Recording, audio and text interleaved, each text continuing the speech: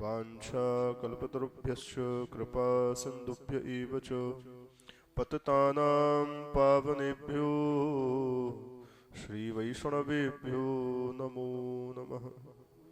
प्रह्लादनारदपराशरपुण्डरीक व्यासाम्बरीशशुकशौनकभीष्मदाल्भ्यान् रुक्माङ्गदार्जुनवसिष्ठविभीषणादीन् एतानहं परमभागवतान् नमामि। श्रीगुरु अग्रदेव आज्ञादयी भक्तन को यश गाव भवसागर से तरन को नाहि नान उपाव। वार वार वंदन करूं श्रीनाभा आभाएन काढ़यो गावा वेदकूं श्री भक्तमाल रसदैन। श्री प्रियादास जुग पद कमल में सुमरो बारंबार कीन्ही भक्ति रस बोधनी टीका अति सुख सार। श्री हरि जो आय विराजिए कथा सुनो इतिहास तुम श्रोता भक्त माल के तुम पद रज मम आस। तुम पीछे जो और हूँ श्रोता है रस खान तिनके सकल मनोरथ पुजमहु श्री भगवान। भक्त भक्ति भगवंत गुरु चतुर नाम वपु एक इनके पग वंदन किए नाशत विघ्न अनेक। लक्ष्मीनाथ समारंभां नाथयामुन मध्यमाम् अस्मदाचार्य पर्यन्तां श्री वंदे गुरु परंपराम्। यो नित्यमच्युत पदाम्बुजयुग्म रुक्म व्यामोहतस्तदतराणि तृणाय मेने। अस्मद्गुरोर्भगवतोऽस्य दयैकसिन्धो रामानुजार्य चरणौ शरणं प्रपद्ये।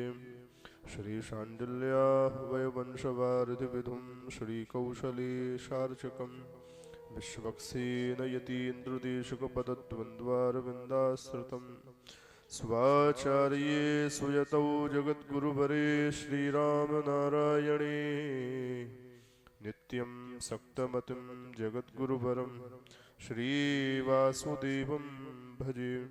स्वस्त श्रीमते रामानुजाय नमः। स्वस्त श्रीमते भाष्यकाराय नमः। श्री परांकुश परकाल यतिवर बरबर प्रतिवाद भीकर गुरुभ्यो नमः। श्री जानकी कांत स्मरणं श्री राधा कांत स्मरणं श्री लक्ष्मी कांत स्मरणं संत पूर्वाचार्या सहायाः समस्त वैष्णवाचार्या सहायाः। बोलिए श्री सीताराम नाम महाराज की।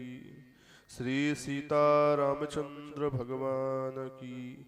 श्री राधा कृष्णचंद्र भगवान की। श्री लक्ष्मी नारायण भगवान की। श्री काशी विश्वनाथ भगवान की। श्री अन्नपूर्णा महारानी की। अपने अपने गुरु गोविंद की। अपने अपने माता पिता की। श्री सूरदास जी महाराज की। सर्वेश्वरी जगत जननी गौ माता की जय जय श्री राधे। राधे गोविंदा जय जय राधे गोविंदा राधे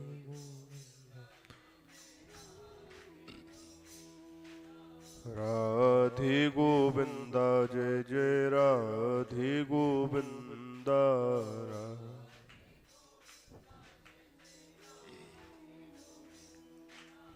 नटवर नागर नंदा जय जय राधे गोविंदा।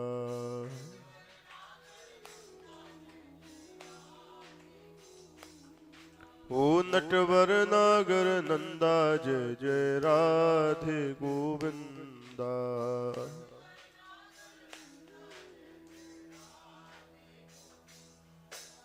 राधे गोविंदा जय जय राधे गोविंदा।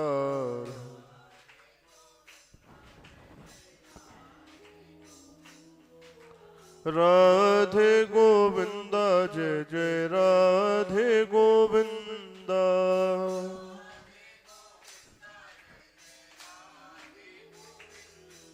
ओ राधे गोविंदा जय जय राधे गोविंदा।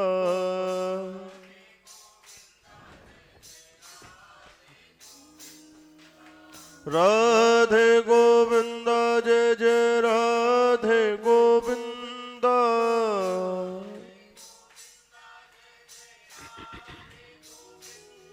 ओ राधे गोविंदा जय जय राधे गोविंदा।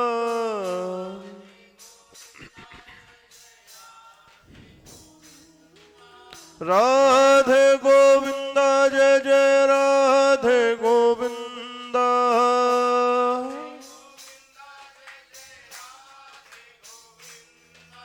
राधे गोविंदा जय जय राधे गोविंदा।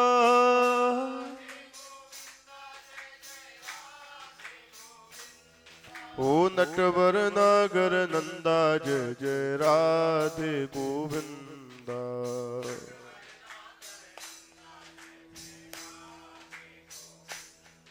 ओ नटवर नागर नंदा जय जय राधे गोविंदा। दोनों हाथ उठा के राधे गोविंदा जय जय राधे गोविंदा। राधे गोविंदा जय जय राधे। ओ राधे गोविंदा जय जय राधे गोविंदा। राधे गोविंदा जय। ओ नटवर नागर नंदा जय जय राधे गोविंदा। नटवर नागर नंदा जय जय। ओ नटवर नागर नंदा जय जय राधे गोविंदा। नटवर नागर नंदा जय जय। राधे गोविंदा जय जय राधे गोविंदा। राधे गोविंदा जय जय। ओ राधे गोविंदा जय जय राधे गोविंदा। राधे। ओ राधे गोविंदा जय जय राधे गोविंदा। ओ राधे गोविंदा जय जय राधे गोविंदा। ओ नटवर नागर नंदा जय जय राधे गोविंदा। नटवर नागर नंदा जय जय। ओ राधे गोविंदा जय जय राधे गोविंदा। राधे गोविंदा जय जय राधे। ओ राधे गोविंदा जय जय राधे गोविंदा। राधे गोविंदा जय जय राधे। ओ राधे गोविंदा जय जय राधे गोविंदा। राधे गोविंदा जय जय राधे। जय जय राधे गोविंदा।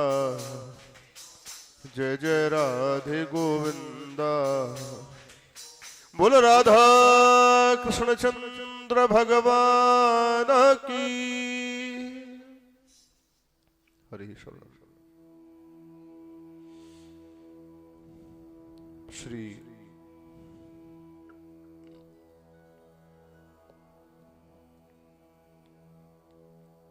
परम शरणागत वत्सल भक्त वत्सल दीन बंधु दया सिंधु दीनानाथ करुणा सागर पुंडरीकाक्ष राजीव लोचन श्री भगवान की दिव्य कृपा करुणा अनुग्रह के फलस्वरूप श्री ठाकुर जी के और ठाकुर जी के रसिक शरणानुरागी भक्तों के दिव्य परम पवित्र चरित्र को श्रवण करने का सौभाग्य हमको और आपको ठाकुर जी ने दिया है। ये हम सब पर ठाकुर जी की अहेतुकी कृपा है।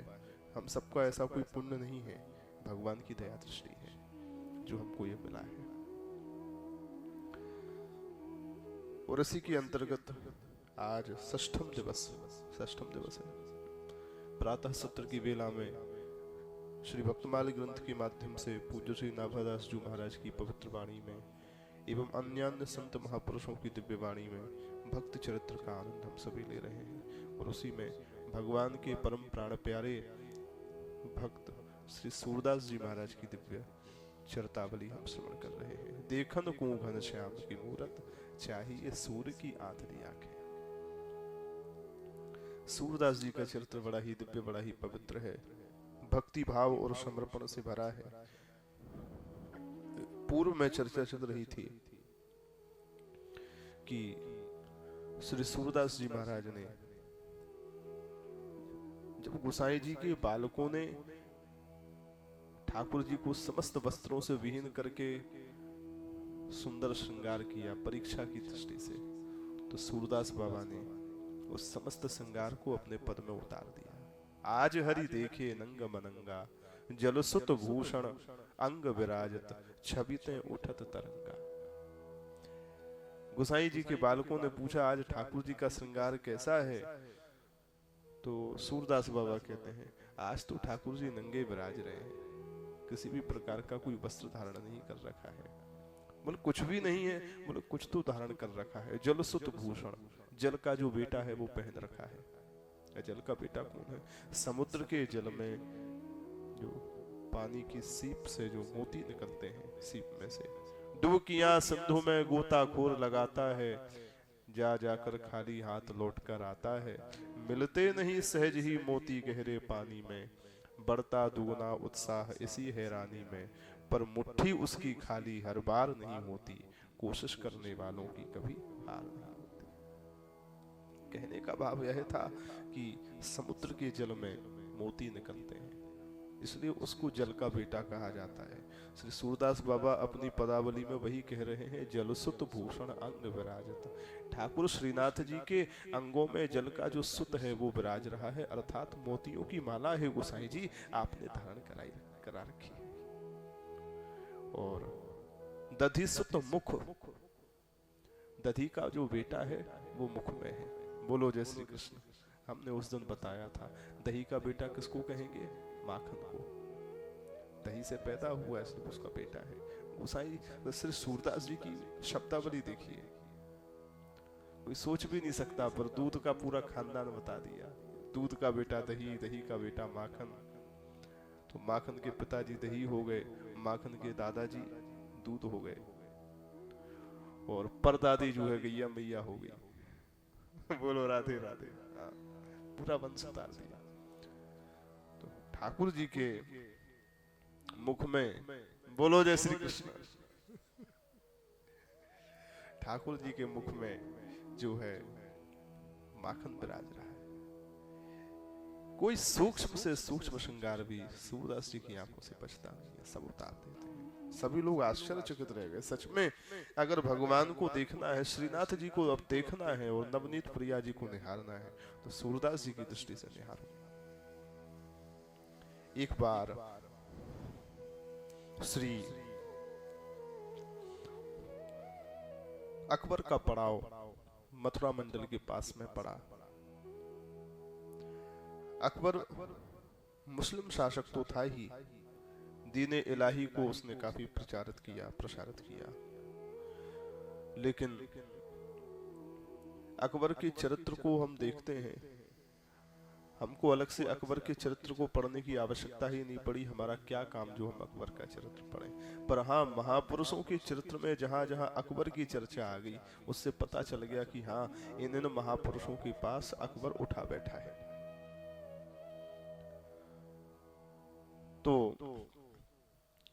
मथुरा मंडल में जब इसका पड़ाव पड़ा, तो उसने वहां के अपने मंत्रियों से पूछा, पता लगाओ इस समय यहाँ पर कोई बहुत ही पहुंचे हुए फकीर कौन है। चूंकि अकबर अपने दरबार में कवियों को बैठाए रहता था, इतना तो हम सब लोगों ने सुना ही है। तानसेन उसके दरबार में बैठते थे, संगीत सम्राट, और भी बड़े बड़े कवि उसके दरवाजे पर बैठे थे, उसके दरबार में बैठते थे सभा में। इन सबको सुनना पसंद करता था। तो संगीत साहित्य का बड़ा प्रेमी था अकबर। लोगों ने बताया यहाँ पर एक गिरिराज जी के पास में, गोवर्धन के पास में एक सूरदास बाबा रहते हैं, बड़े ही आशु कवि हैं, दिव्य कवि हैं, सुंदर सुंदर पदावलियां बनाते हैं और बड़ा ही सुंदर गाते हैं। अकबर ने कहा, मैं एक बार मिलना चाहता हूं, उनको बुलाओ। बादशाह का आदेश है तो सूरदास जी को आना पड़ा। नहीं आते, लेकिन इसलिए आना पड़ा कि हमारे चक्कर में नाराज होकर के कहीं यहाँ पर किसी भी प्रकार का कुछ उपद्रव करे तो एक के चक्कर में सब परेशान होंगे। अगर हमारे अकेले के जाने से बात वहीं थम जाए तो कोई बात नहीं चलेगी। सूरदास बाबा आए, अकबर ने बड़ा ही स्वागत सत्कार किया, सिंहासन पर बैठाया और स्वागत सत्कार करने के बाद कहा, महाराज आपका बड़ा यश सुना है, आप बड़े सुंदर कवि हैं, कुछ सुनाइए। सूरदास जी ने जो है ठाकुर जी का एक पद सुनाया बढ़िया सा। और ठाकुर जी का पद सुनाते हुए कहा, अरे मेरे मन माधव सो कर प्रीत, मन रे माधव सो कर प्रीत। अरे मेरे मन तू माधव से अपना मन लगा, उसी में रमा रहे, रे मन कृष्ण नाम कह लीजिए। गुरु के वचन अटल कर मानहि साधु समागम कीजिए, पढ़िए सुनिए भक्ति भागवत और कहा सक कीजिए, रे मन कृष्ण नाम कह दीजिए। ये सब सुनाया, अकबर को अच्छा लगा सुन के। और अकबर ने कहा, महाराज एक बात कहूं, आप नाराज तो नहीं होंगे? सूरदास जी ने कहा, कहो। बोले, हम भी बादशाह हैं, यहाँ बड़े बड़े कवि रहते हैं, हमारी प्रशंसा में, हमारी स्तुति करते समय बड़े बड़े पुलिंदे बांधते हैं, प्रशंसा के पद बना करके, रचनाएं करके। आप हमारे दरबार पर आएंगे, आप हमारे लिए भी कुछ सुनाएंगे जिसमें हमारे यश का वर्णन हो तो हमको अच्छा लगेगा। आप जो मांगोगे हम देंगे, अगर प्रसन्न हो गए तो कुछ हमारे लिए भी गाइए, कुछ हमारी भी प्रशंसा करिए। सूरदास जी मुस्कुराते हुए बोले, भैया सुनो, नाहि न रहो मन में ठोर, नाहि न रहो मन में ठोर। अरे राजन, हम आपके बारे में तो तब सुनाए जब हमारे मन में जगह हो। बोलो राधे राधे। हमारे मन में जगह हो तो उस जगह में हम आपको बैठा लें, और बैठाने के बाद हम आपकी भी स्तुति कर दें, आपकी भी प्रशंसा कर दें। लेकिन हमारा मन तो पूरा भरा हुआ है। किससे भरा है? नंद नंदन अछत कैसे आनिए उर ओर, नाहि न रहो मन में ठोर, नाहि न रहो मन में ठोर। महाराज, नंद नंदन अछत कैसे आनिए उर ओर।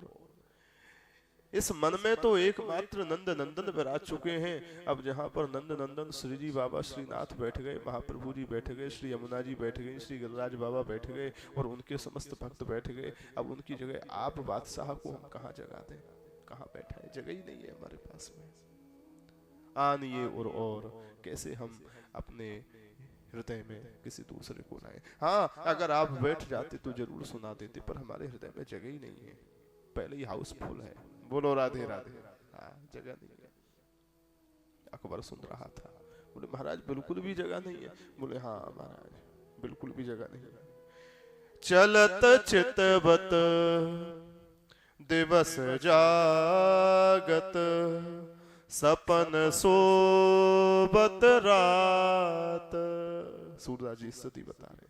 चलत चितवत दिवस जागत, सपन सोबत रात, हृदय ते वह मधुर मूर्ति, छिन न इत उत जात। चलता हूँ, देखता हूँ, सोता हूँ, जागता हूँ, चाहे स्वप्न में हूँ चाहे जागृत अवस्था में हूँ। चलत चितवत दिवस जागत, सपन सोबत रात, हर अवस्था में हृदय ते वह मधुर मूर्ति। वो मधुराधिपते रखलम मधुरम। श्री जी बाबा ऐसे हृदय में बैठे हैं कि क्षण न इत उत जात, क्षण मात्र के लिए भी इधर उधर जाते ही नहीं। क्षण मात्र के लिए भी इधर उधर जाए तो तुमको बैठा, तो क्षण मात्र के लिए भी नहीं जाते। इसलिए हे राजन, नाही न रहो मन में ठोर, नंद नंदन अछत कैसे आनिए और ये बात कही। बिल्कुल गोपियों वाली बात है। ये स्थिति किसकी है? गोपियों की है। उद्धव जी आए हैं समझाने के लिए। अरे जिन श्री कृष्ण से प्रेम करती हो वो तो परब्रह्म है, सब जगह है, इसलिए उनका वियोग तो किसी अवस्था में है ही नहीं। कहत कथा अनेक ऊधो लोक लोभ दिखाए, कहा कहो मन प्रेम पूरत घट न सिंधु समाये, श्याम गात सरोज लोचन ललित गति मृदुहास, सूर ऐसे दरस कारण मरत लोचन प्यास।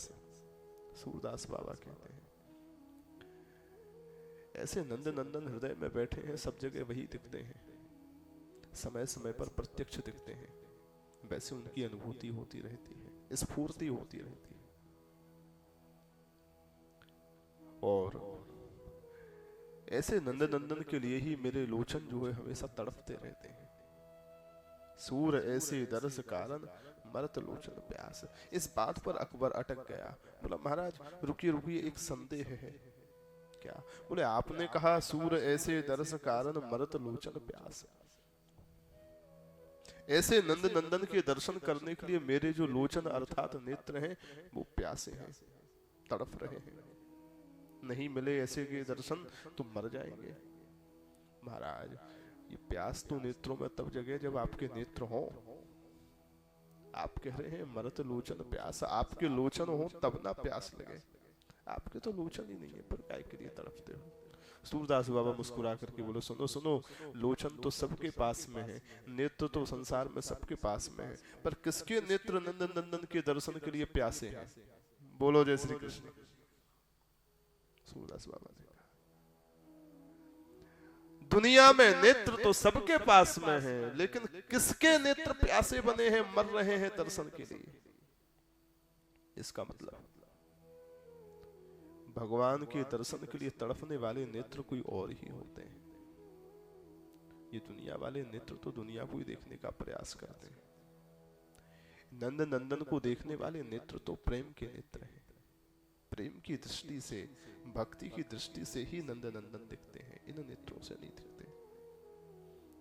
ये नेत्र उसमें सहायक भर बन सकते हैं, बाह्य रूप में ये सहायक है, मूल रूप में तो भक्ति की दृष्टि से ही दिखते हैं।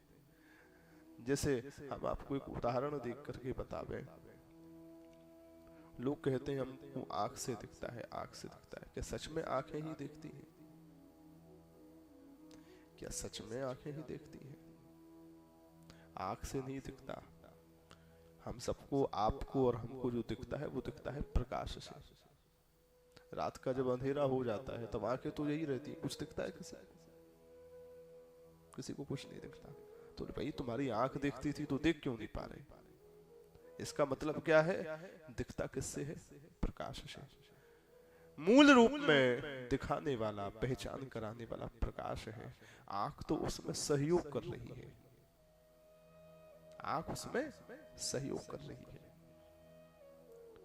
मूल रूप में तो प्रकाश से ही सब दिख रहा है। ऐसे ही मूल रूप में ठाकुर जी दिखते हैं भक्ति के, प्रेम के प्रकाश से।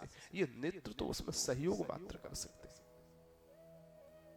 इसलिए सूरदास बाबा ने कहा अरे राजन, दुनिया में नेत्र तो सबके पास में है, पर किसके नेत्र ठाकुर जी के दर्शन के लिए तड़प रहे हैं? भगवान के दर्शन के लिए तड़पने वाली आंखें अलग ही होती हैं। अक्षण बताम फल मेदम न परम बेदाम। गोपियां कहती हैं ये श्री कृष्ण आंखों के फल हैं, जिसने अपनी आंखों के द्वारा ये वेणु बजाते हुए, मोर मुकुट वाले, बंसी वाले, वनमाला को धारण किए हुए, तिरछी चितवन से खड़े हुए, मंद मंद मुस्कुराते हुए मनमोहन श्री कृष्ण का दर्शन कर लिया। समझ लो उसने अपनी आंखों का फल पा लिया। गोपियां कहती अक्षण बताम फल मेदम, उसने अपनी आंखों को धन्य कर लिया। हमने तो अभी तक इस अपनी इन आंखों से दुनिया देखी है, दुनिया वाले को नहीं देखा है, दुनिया बनाने वाले को नहीं देखा है। हमने अब तक अपनी आंखों से जगत देखा है, लेकिन जगत बनाने वाले जगन्नाथ को, जगदीश को नहीं देखा है, ना देखने का प्रयास किया है। पर महाराज ऐसे समझाया, अकबर अवाक रह गया। महाराज सही कह रहे। महाराज एक बात पूछूं आपसे? पूछिए। इसके पहले अकबर को तुलसीदास जी का भी सत्संग मिल चुका था। एक बार तुलसीदास जी भी घूम चुके थे उसके यहाँ पे। गोस्वामी तुलसीदास जी के चरित्र में वर्णन आया है भक्तमाल में। हमने गोसाई तुलसीदास जी की भी बड़ी महिमा सुनी है, वो भी बहुत अच्छे कवि हैं। ना आप कम है, ना वो कम है, न ये कम है, न वो कम है। हरिहर एक है दोनों, न ये कम है, ना वो कम है। न ऐसे ही सूरदास जी आप कम है, ना तुलसीदास जी आप कम है। रामचरित्र को गाने में तुलसीदास जी जैसा कोई नहीं हो सकता, तो श्री कृष्ण चरित्र को पद पदावलियों में गाने में सूरदास बाबा जैसा कोई हो नहीं सकता।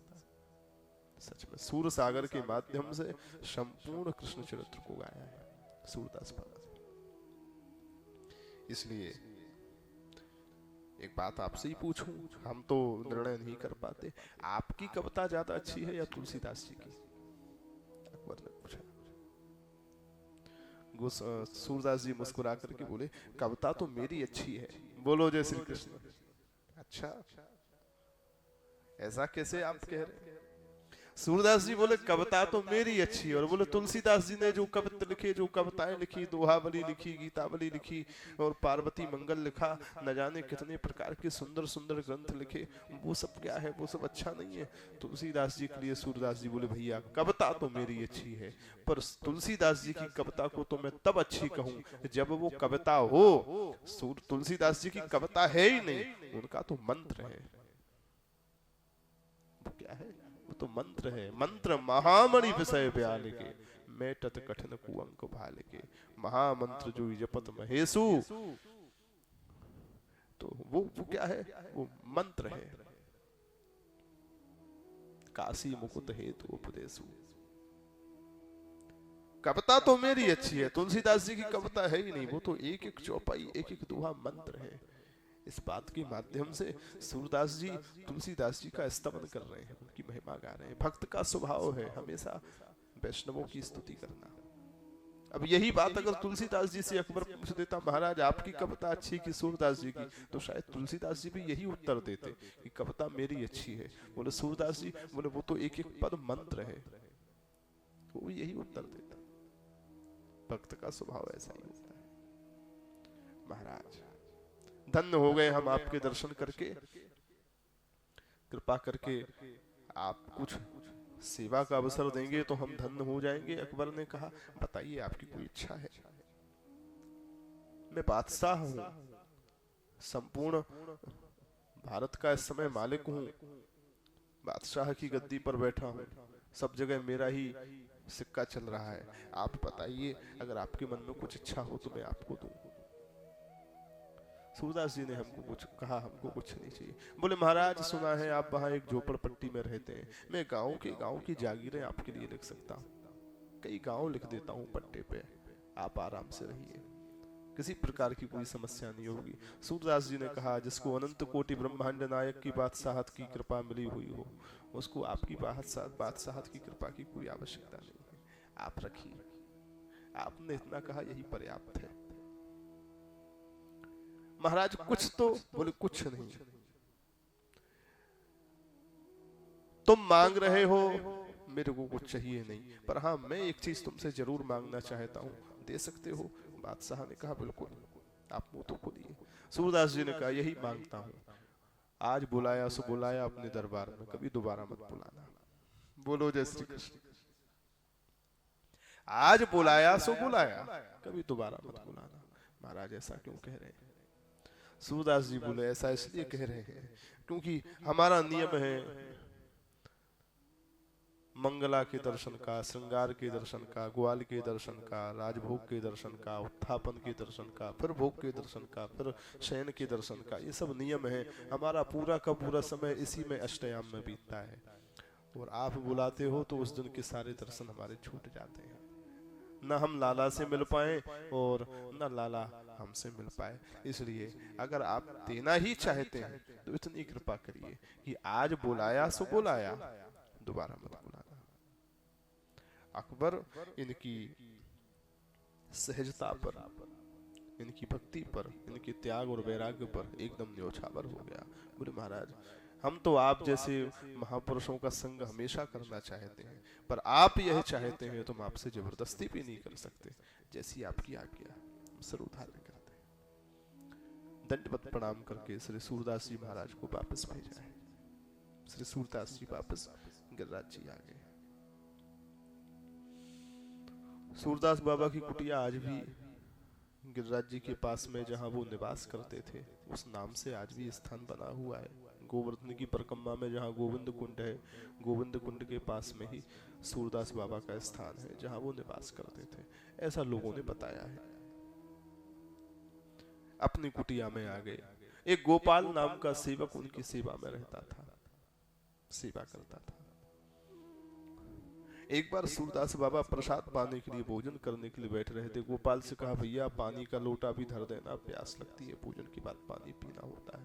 गोपाल बोला, आप प्रसाद पाने बैठो, मैं जल बाबा आपको देता हूँ। वो तब तक किसी काम से गौशाला में चला गया, और गौशाला में गैयों के काम में लगते लगते 2-4 इष्ट मित्र मिल गए, उनसे बतियाने में लग गया। और बाबा यहाँ भोजन कर रहे हैं, और संयोग की बात, भोजन करते करते लग गया कौर।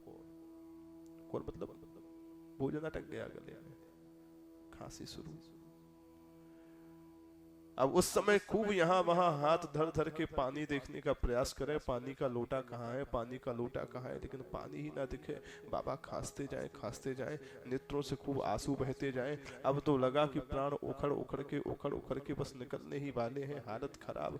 और गोपाल बोला भी नहीं जाए कि गोपाल पानी दे दे, और गोपाल वहां बातों में व्यस्त है। भक्त के स्वास्थ्य की और भक्त की चिंता तो ठाकुर जी को रहती है।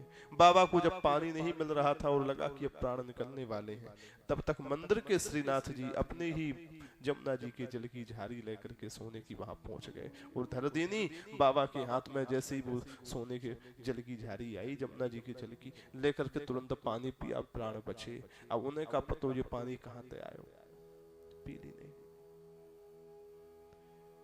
और बाद में जब गोपाल आया, सूरदास बाबा ने कहा, अरे गोपाल भैया, तू कहाँ चला गया था? हमने तेरे से कहा था पानी रखते, इतना भयंकर कोर लगा, ढूंढते ढूंढते मर गए, तब कहीं दिखा।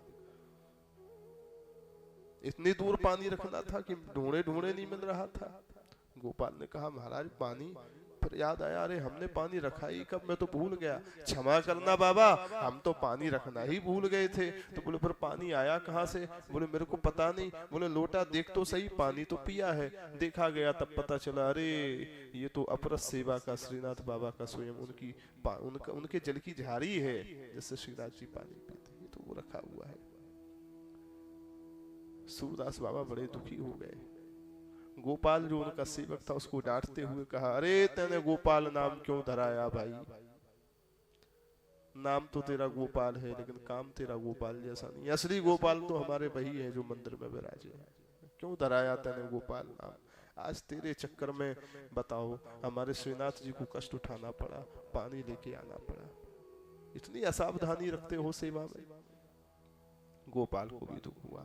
बाद में सूरदास बाबा ने कहा, इस झारी को यथावत वहां मंदिर में पहुंचा देना। श्री गोसाई विठल नाथ जी के पास जाकर के उस सेवक ने झारी देनी, सारी की सारी बात बताई, ऐसे ऐसे बात हो गई थी, मैं पानी रखना भूल गया, तो ये झारी लेकर के ये तुम्हारो लाला पहुंच गयो। गोसाई जी से कही, सूरदास बाबा के प्राण बच गए। गोसाई जी जब सेवा में गए तो अपने लाला थे श्रीनाथ जी से बोले, अरे लाला, आज तो तेने बड़ी कृपा करी, तेने सूरदास जी के प्राणन की रक्षा कर ली। ठाकुर जी ने भी कही, क्या करें गोसाई जी, कौर अटक गया था, पानी था नहीं, इसलिए मैं लेकर के पहुंच गया। ऐसी लीलाएं होती है महाराज। बाद में जब सूरदास बाबा शाम की वक्त उत्थापन के समय दर्शन करने मंदिर में आए, तो गोसाई जी ने मुस्कुरा करके कहा, सूरदास जी, आप पर तो ठाकुर जी की बड़ी कृपा है। हमारे श्री जी बाबा ने, श्रीनाथ जी ने, हमारे लाला ने तो आपको अपना राखो है। देखो आज तुम्हारे प्राणन की रक्षा करी, कैसे अपनी झारी पहुंचा देनी स्वयं अपने हाथ से। अपना राखो है। सूरदास जी ने रोते रोते हुए कहा, महाराज इसमें हमारा कुछ नहीं, ये तो सब आप आचार्य चरण की कृपा है जो ठाकुर जी ने हमको अपना राखो है। आप जैसे महापुरुषों की, श्री महाप्रभु जी की और आप जैसे महापुरुषों की, गोसाई जी आपकी अगर कृपा और ना होती तो ये लाला हमको अपनाते। तो आप जैसे महापुरुषों की कृपा है जो ठाकुर जी ने हमको अपना रखा है। महाराज एक बार की बात, सूरदास जी नित्य दर्शन करने के लिए जाते।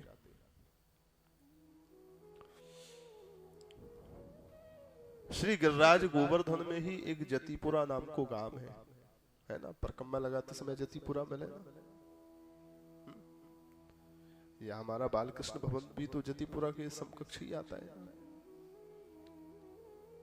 हमने हमारो तो ऐसे बोल दियो जैसे हमारो ही है लेकिन वो हमारो ही है। बोलो राधे राधे।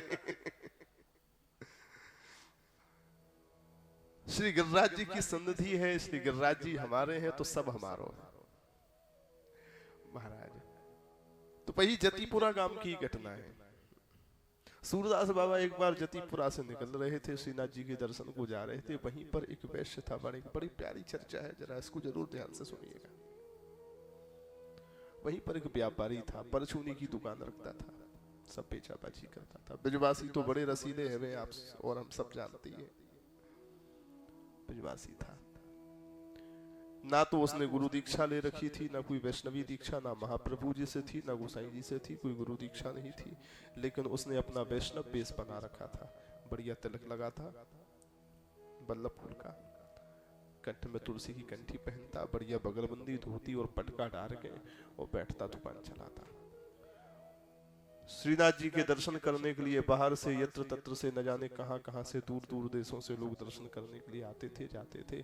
तो उनको खूब बढ़िया बढ़िया जो है लोगों से पूछ लेता था जो दर्शन करके आते थे। हाँ, आज जो है श्रीनाथ बाबा ने कौन से रंग की पोशाक पहन रखी है, कौन से आभूषण पहन रखे हैं, आज को श्रृंगार कैसे है, सब पूछ ले। तो भक्ति से लेनो देनो ना है भाई, पूछ ले। तो अब पूछ करके रट करके फिर जो भी यात्री निकलते दर्शन करने के लिए जाते, उनको बोलता जय श्री कृष्ण।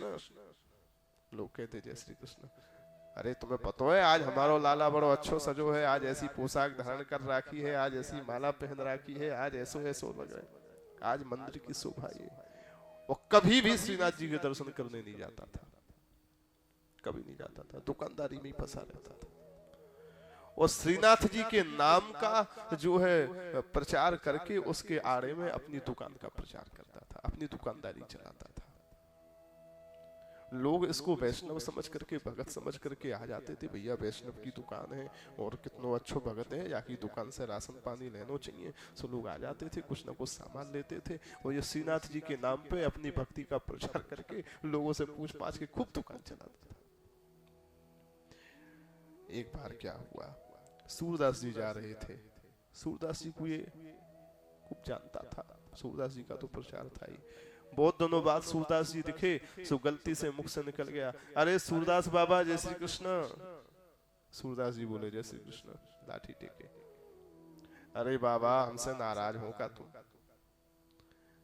ना कभी मेरी दुकान पे आओ, ना कभी आशीर्वाद दो, ना 2-4 मिनट यहाँ बैठो, ना मेरे यहाँ से कोई सामान सट्टो मंगाओ, हमसे नाराज होगा। अरे कभी यहाँ भी कृपा कर दियो करो, दुकान पर बैठ जायो करो, कछु सामान सट्टो भी मंगा लियो करो। जानता था सूरदास जी का यश बहुत है, इनके पास बड़े बड़े धन्ना सेठ बैठते हैं, कहीं हमारा भी कुछ जोड़ देंगे तो यहाँ से खूब सामान जाएगा। बोलो राधे राधे। यहाँ भी बैठ लियो करो, यहाँ पर भी समय दियो करो।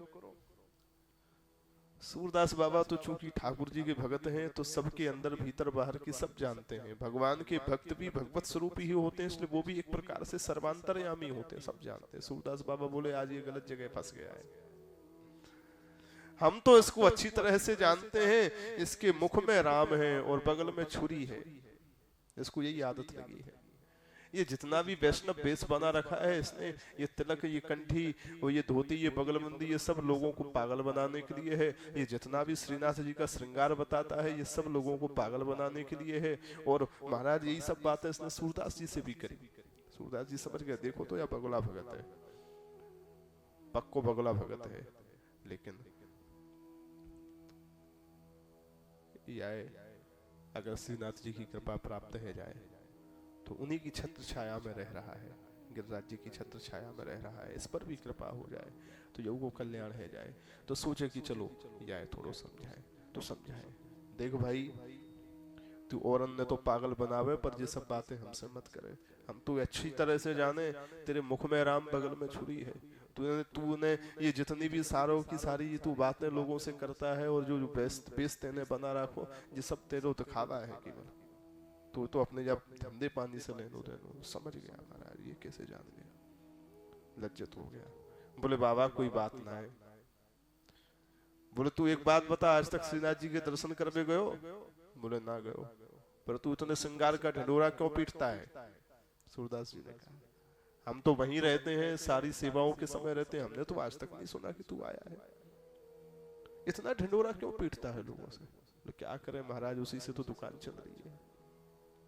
अच्छा तो ठीक है, दुकान चल रही है तो चला, कोई दिक्कत ना है, लेकिन नियम बना श्रीनाथ जी के दर्शन को, नियम से दर्शन कर भी जाए होकर। बोलो महाराज क्या करूं, दुकानदारी से समय नहीं मिलता, और समय निकालूं भी तो सही बात यह है कि मेरे को पता ही नहीं चलता कि कौन सी आरती कब हो जाती है।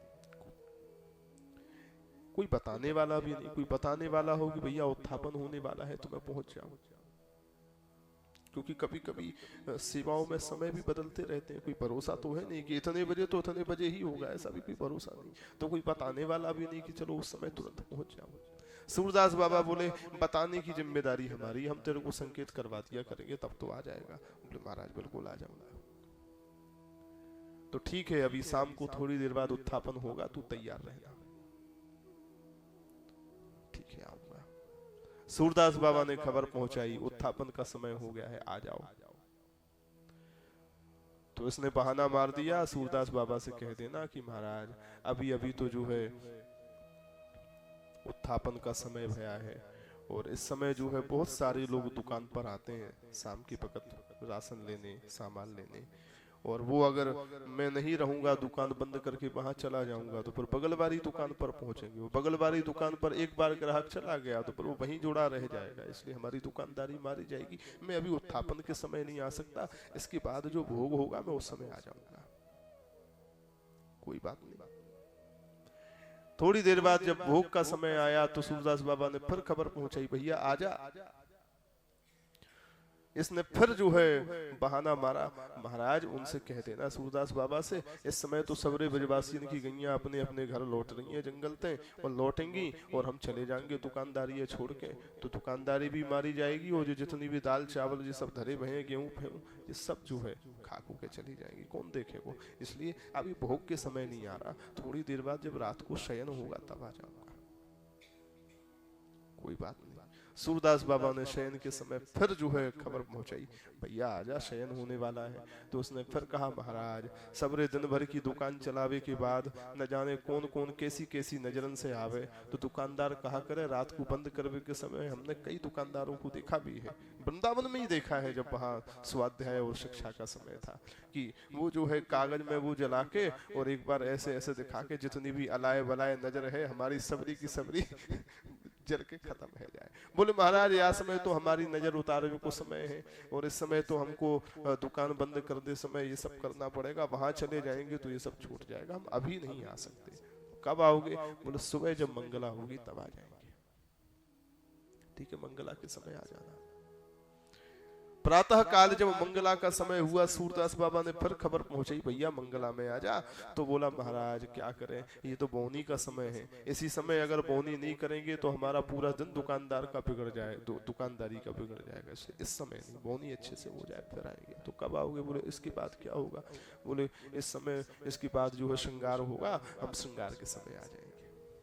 ठीक है, श्रृंगार के समय फिर खबर भिजवाई, बेटा अब आ जा। तो बोला महाराज या समय वही समय शाम के वक्त गैया लौट के आवे, और या समय से गैया चरबे को जावे, वो या समय सबरी गैया छूट करके निकलेंगी, छोड़ के चले जाएंगे सब, और राशन पानी गैया के पेट में चलो जाए, वो अभी ना आ सके। तो कब आओगे? बोले अभी राजभोग होगो, राजभोग के समय आ जाएंगे। कोई बात नहीं, तू राजभोग के समय आ जाएगा। राजभोग के समय फिर खबर पहुंचाई, भैया अब आ जा। तो बाने फिर बहाना मारो, महाराज क्या करें, दुकानदारी का समय है और इस समय हम नहीं आ सकते, शाम को उत्थापन की टाइम पे आएंगे। ऐसे ऐसे बीते दिन तीन, कितने दिन बीत गए? 3 दिन बीत गए। 3 दिन तक बराबर सूचना पहुंचती रही, अब आजा अब आजा, काऊ समय ना आए। अब तो खोपड़ी खराब हैगी सूरदास बाबा की। सूरदास बाबा वहां से निकल रहे थे, यानी करी बाबा जय श्री कृष्ण। सूरदास बाबा लाठी टेक करके वहीं बैठे कर बोलो, सुन अब तो तेरो नाम पूरे ब्रजमंडल में बहुत ज्यादा है व्यवहार होगा। बोले महाराज कैसे हुए वो? बोले तेरी जितनी भी बगुला भक्ति है ना, अभी मैं एक छोटा सा पद बनाऊंगा और वह पद में तेरी पूरी बगुला भक्ति को यश वर्णन करूंगा। तू कैसे दुकान चलावे, कैसे लोगों ने मूर्ख बनावे, कैसे जो है बहाने मारे। और ये पद तो पद है, पद माने चरण। इनको फैलाने के लिए किसी की आवश्यकता नहीं है, स्वयं ही चरण है, माने पद है। ये अपने आप ही करने करने जपंजना है, एक दूसरे के कान के माध्यम से अपने आप ही यहाँ वहां फैल जाते हैं, पहुंच। ब्रजमंडल में तू उतना हाईलाइट हो जाएगा महाराज, इतना तेरा जो है प्रचार प्रसार हो जाएगा कि देखना एक दुकान, एक ग्राहक तेरी दुकान पे ढूंक बेना है, वो अब घबरा महाराज। सच्ची बात है, इनने श्रीनाथ जी को इतना प्रचार प्रसार कर दियो, हमारो प्रचार प्रसार है गयो तो सबरो धंधो पानी चौपट। घबरा बोले नाय नाय महाराज आप ऐसा मत करो। बोले तो ठीक है, शाम को आ जाइए उत्थापन के समय। बोले बिल्कुल आ जाऊंगा। आज प्रथम बार महाराज, बरसों बीत गए गिरिराज जी की छत्र छाया में दुकान चलाते चलाते, और यही सूरदास बाबा को दुख था कि उनकी छत्र छाया में रह करके भी कभी नहीं आता है दर्शन करने। कैसा इसका प्रारब्ध जगह है, दुष्प्रारब्ध जगह है। आज प्रथम बार ऊपर चढ़ के दर्शन करने गया। वो जब दर्शन करने आया, सूरदास बाबा को पता लगा ये आ गया है, तो श्रीनाथ जी से विनम्र प्रार्थना करते हुए कहा, हे नाथ, हे श्रीनाथ, हे गिरधर, ये तुम्हारी छत्र छाया में रहता है, ये तुम्हारा ही है। वो तुम्हारी छत्र छाया में रह करके तुम्हारा ही होकर के ये कहाँ धंधा पानी में फंसा रखा है। इसको आप अपनी सेवा में स्वीकार कर लीजिए, इसको अपनी अलौकिक छटा दिखा करके अपने स्वरूप का ज्ञान इसको करा दीजिए, जिससे नोनते लकड़ी से ये थोड़ा बच जाए। जब प्रार्थना करी तो श्रीनाथ बाबा ने मुस्कुरा करके कहा, सूरदास जी इसके ऐसे कोई पुण्य है नहीं कि मैं इसको कुछ अपनी छटा दिखाऊं, पर आप जैसे भक्त अगर प्रार्थना कर करके किसी की वो लगा रहे हैं तो ठीक है, मैं आपकी बात काट नहीं सकता, इसलिए इसको दिखा देता हूँ। और श्रीनाथ जी ने मधुराति पते रखेलम मधुरम, अपना वह दिव्य मधुर मोहनी मूर्ति जैसे ही उसको दिखाई, अनुपम आभा प्रभा शोभा का दर्शन जैसे ही कराया, मूर्छित होकर के मंदिर के जगमोहन में वहीं गिर गया, मूर्छित हो गया। बाद में जब थोड़ी देर बाद होश आया, रोते रोते सूरदास जी से बोला, महाराज ये क्या दिखा दिया आपने? अब जब दिखाई दिया है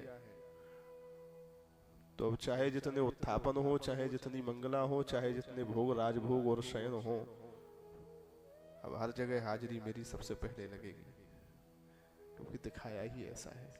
और अब कृपा करिए, बुला ही लिया है तो पूरा बुलाइए। सूरदास जी बोले, हाँ हम इसी के लिए तो बैठे थे। तुरंत ही गोसाई जी के पास में जाकर के कहा, गोसाई जी इसको ब्रह्म संबंध दे दीजिए, अब तो ठाकुर जी ने इसको स्वीकार कर लिया है। गोसाई जी भी मुस्कुरा करके बोले, सूरदास बाबा ये 60 साल को बैल कहाँ ते नाथ के लाए हो महाराज? 60 साल की उम्र थी उसकी। बाबा ये तो तुम 60 साल को बैल जो है फंसा करके लाए हो यार, तुम्हारी कृपा है गई, सो श्रीनाथ जी ने स्वीकार कर लियो, कोई बात ना है, ब्रह्म संबंध दे देते हैं। और महाराज जो है श्री गोसाई जी ने कहा कि हाँ, श्री गोसाई जी ने कहा जाओ इसको यमुना स्नान कराओ।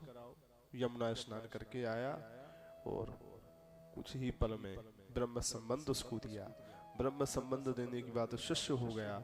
नित्य जो है श्रीनाथ जी के दर्शन करने आने लगा, और नित्य श्रीनाथ जी के दर्शन करने आने के बाद और ठाकुर जी की लीलाओं की अनुभूति भी भगवत कृपा से उसको होने लगी। अब एकदम श्री कृष्ण शरणम मम में एकदम लग ही गया। और उसके बाद एक दिन रोता रोता सूरदास बाबा से बोला, बाबा अब मेरे पास जो कुछ है सब ठाकुर जी को समर्पित करना चाहता हूँ। बोले ठीक है कर दो। ये गोसाई जी बैठे हैं। उस समय उसने जितना भी जीवन भर में कमाया था वो कमाया हुआ उस समय आज से 550-600 वर्ष पूर्व लगभग, हाँ, उसने कहा महाराज कुछ ऐसी कृपा करिए कि जीवन और बदले। तब श्री सूरदास बाबा ने एक 60 पंक्ति का 60 तुकों का एक पद गा करके उसको उपदेश दिया। उसमें कितनी तुकबंदी थी? 60 पंक्ति थी उसमें। उस पद को गा करके सूरदास बाबा ने उसको उपदेश दिया कि श्रीनाथ जी क्या है, तू क्या है, हम क्या है। जीव जगत और जगन्नाथ का स्वरूप जब उस पद के माध्यम से सूरदास बाबा ने उपदेश दे करके जब उसको समझाया तो जो है जीवन और बदल गया और कहा महाराज सब समर्पित करना चाहता हूं। तो उस काल में उसने 60,000 रुपए की सेवा श्रीनाथ जी के चरणों में मंदिर में की। कितने रुपए की? 60,000 रुपए की। 60 पंक्ति का पद देकर के उपदेश दिया तो जो है सेवा भी 60,000 रुपए की थी। और महाराज उस काल में आज से 550-600 वर्ष पूर्व 60,000 बहुत होते थे। आजकल की इस समय तो करोड़ों ले लो। जो था उसने सब जो है समर्पित कर दिया और भजन करते करते गिरिराज जी की सन्निधि में उसका कल्याण हो गया। कहने का मतलब यह है सूरदास बाबा ऐसे दयालु कृपालु थे और हम सभी वैष्णवों को यही चाहिए कि हम इससे शिक्षा क्या मिलती है, हम स्वयं तो ठाकुर जी का भजन करें ही और लोगों पर भी करुणा करके कृपा करके उनको नाम की, ठाकुर जी की कथा की और ठाकुर जी की महिमा बता करके जितनी भी हम पे बन सकती है हम और लोगों को भी ठाकुर जी के चरणों में लगाएं। हम स्वयं भी उस रस को लेवें और उस रस का वितरण भी करें, उसको बांटे भी और लोगों तक पहुंचाएं। ये ठाकुर जी की सबसे बड़ी सेवा है। किसी भटकते हुए जीव को अगर आपने भगवान के चरणों से जोड़ दिया, जो अब तक टेंशन में चिंता में मरा जा रहा था, जो जीवन का स्वरूप ही नहीं जान रहा था, ऐसे किसी भटकते हुए पुरुष को आपने ठाकुर जी से जोड़ करके उसके जीवन को संवार दिया, तो इससे बड़ी सेवा और क्या हो सकती है। ये बहुत बड़ी सेवा है। इसलिए जो मिले उसको नाम की महिमा के बारे में बताइए। आप नाम का लेखन करें, आप नाम का जाप करें। जो मिले उसको भगवान की कथा के लिए प्रेरणा दिए कि आप भगवान की कथा सुनने का अभ्यास करें। इससे आपके जीवन में बहुत बदलाव आएगा। जो मिले उसको ठाकुर जी से जोड़ने का प्रयास करें।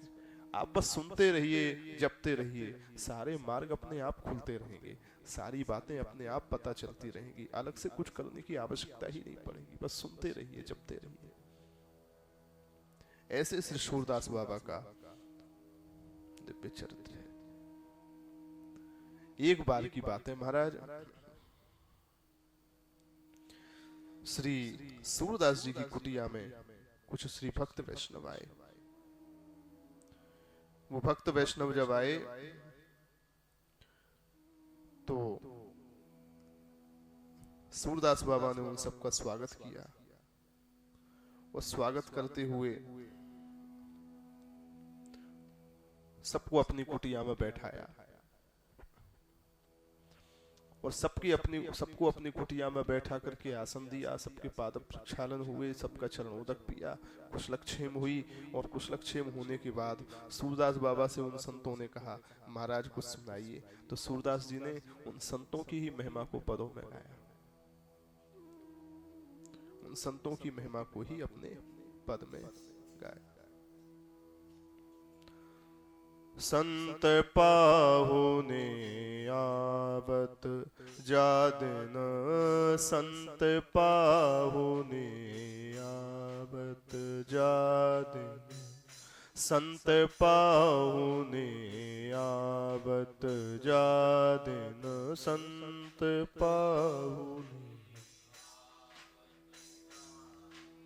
तीर्थ कोटि स्नान करे फल, तीर्थ कोटि, तीर्थ कोटि स्नान करे फल, तीर्थ जे सो दर्शन पावत जादिन, जे सो दर्शन पा जादिन, संत पाओ ने आवत जादिन, संत पाओ। नयो नेह दिन दिन प्रति उनके, नयो नेह दिन दिन प्रति, नयो नेह दिन दिन प्रति उनके, नयो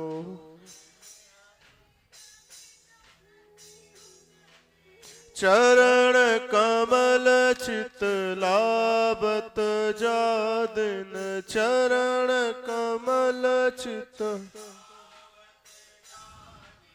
मन बच कर्म और नहीं जानत, मन बच कर्म, मन बच कर्म और नहीं जानत, मन बच कर्म।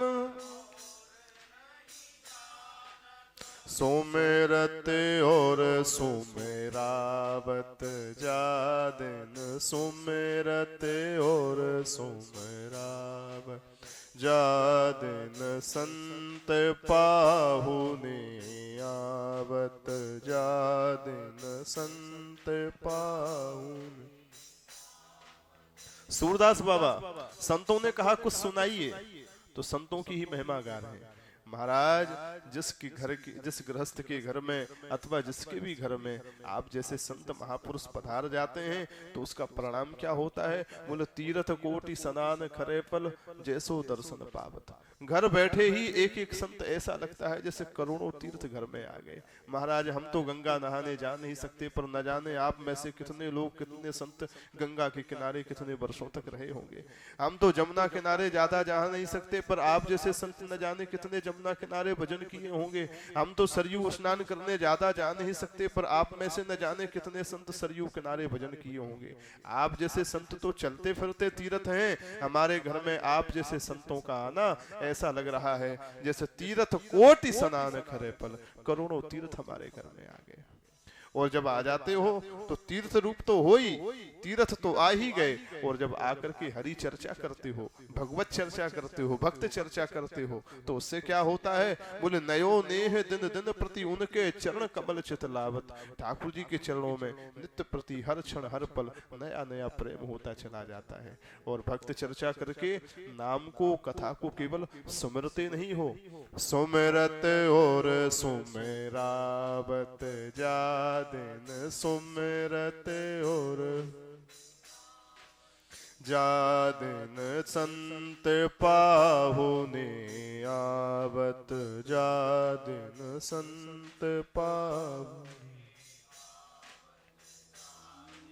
संगति रहे साधु की अनुदिन, संगति रहे, संगति रहे साधु की अनुदिन, संगति रहे। भव दुख दूर न सावत जादिन, भव दुख दूरी न सा। सूरदास संगत करत न की, सूरदास संगत, सूरदास संगति करत न की, सूरदास। जे हरि सूरत करावत जादिन, जे हरि, जो भगवान की याद दिलाते हैं, जे हरि सूरत करावत जादिन, उन संतों की संगति करो। सूरदास जी कहते हैं संत पाहुने आवत जादिन, संत पाहुने तीर्थ कोटि स्नान करे फल, तीर्थ कोटि, तीर्थ कोटि स्नान करे फल, तीर्थ कोटि जैसो दर्शन पावत जादिन, जैसो दर्शन संत पाहुने आवत जादिन, संत पाहुने आवत जादिन, संत पाहुने आवत जादिन, संत पाहुने, संत पाहुने, संत पाहुने आवत। महाराज श्री सूरदास बाबा ने संतों की महिमा गाई है। संत बोले महाराज हम तो भगवत यश श्रवण करने के लिए बोले थे कि कुछ सुनाइए, आपने तो भक्तों का ही यश गा दिया। सूरदास जी बोले महाराज जो कुछ भी है आज जिसके पास जो कुछ भी मिलता है वो भक्त की कृपा से मिलता है। आप जैसे संतों की अद्भुत महिमा है। आप सब हमारे घर पधारे, इस कुटिया में पधारे, इससे ये कुटिया पवित्र हो गई। हरिजन संग छिनक जो होई, कोटि स्वर्ग सुख कोटि मुक्ति सुख वासम लहे न कोई। सूरदास बाबा कहते भगवान के किसी भक्त के साथ अगर क्षण भर भी बैठने को मिल जाए, हरिजन संग छिनक जो होई, क्षण मात्र भी बैठने के लिए मिल जाए और उससे भगवत चर्चा श्रवण करने को मिल जाए, तो श्री सूरदास बाबा कहते हैं कोटि स्वर्ग सुख कोटि मुक्ति सुख वासम लहे ना कोई। करोड़ों मुक्ति भी तुच्छ है और करोड़ों स्वर्ग के सुख भी तुच्छ है, वो आनंद है। तात स्वर्ग अपवर्ग सुख धरिय तुला एक अंग, तूलनता ही सकल मिली जो सुख लब सत्संग। हरिजन संग छिनुक जो हुई, कोटि स्वर्ग सुख कोटि मुक्ति सुख बासम लहे न कोई। इसलिए महाराज अति बड़ भाग पुण्य संचित फल, कृष्ण कृपा भय जाके, सूरदास हरिजन पद महिमा कहत भागवत ताके। भावार्थ क्या है? जिसके अत्यंत बड़भाग होते हैं, बड़े भाग जगे होते हैं, जन्म जन्मांतरों के जिसके पुण्य जगे होते हैं, और ये सब तो छोड़ो, कृष्ण कृपा भय जाके, श्री कृष्ण का अनुग्रह, श्री कृष्ण की कृपा जिसके ऊपर होती है, सूरदास बाबा कहते हैं सूरदास हरिजन पद महिमा कहत भागवत ताके। उसके घर में आकर के कोई महापुरुष, कोई भागवत, कोई भक्त आकर के जो है भगवान की महिमा गा करके चर्चा करता है, उसका भी जीवन का कल्याण हो जाता है, कहने वाले का भी हो जाता है। सूरदास बाबा कहते हैं संतों का काम ही है सुमरत और सुमरावत। स्वयं सुमरन करते हैं, दूसरे को भी कराते हैं। मैंने अभी अभी थोड़ी देर पहले यही कहा कि जो काम हम कर रहे हैं हम उसकी प्रेरणा लोगों को दें, हम स्वयं भी सुमरन करें, और कोई मिल जाए तो उसको भी सुमरन कराने का अभ्यास, भले ही वो हमारी बात माने या ना माने, हमारा तो काम है बस कहते रहे। बोलो जय श्री कृष्ण। हाँ, आप कहते रहे और वो नहीं मान रहा और आप हिम्मत हार गए कि भैया हम तो 50 बार बोले वो मान ही नहीं रहा, इसका मतलब उसका ना मानने का रंग पक्का है, तुम्हारा मनवाने का रंग कच्चा है। भाई तुम कैसे हिम्मत हार गए? आप अपना रंग पक्का करिए, आप कहते रहिए, कभी तो जो है उसका मन बदलेगा। इसलिए जो है सूरदास बाबा ने भक्तों की महिमा गाई है।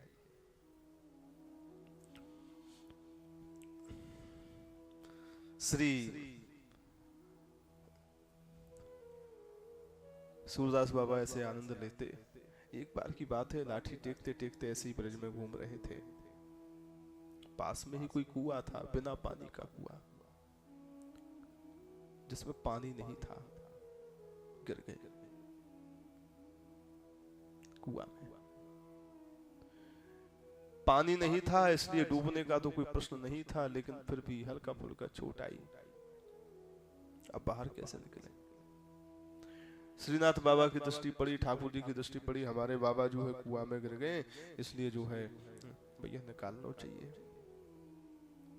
आज जो है सूरदास बाबा को थोड़ा सा लग रहा है कष्ट में है, कुआं में पड़े हुए हैं, तो राम राम राम। या श्रीनाथ ने या ठाकुर ने मुझको आंख ना दी, बोलो जय श्री कृष्ण। आज आंख दी होती तो यहाँ में कई को गिरते, बड़ो नष्ट हो रहे।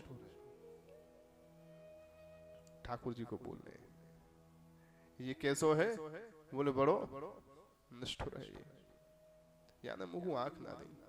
अगर आंख दी होती तो आज हम क्यों गिरते।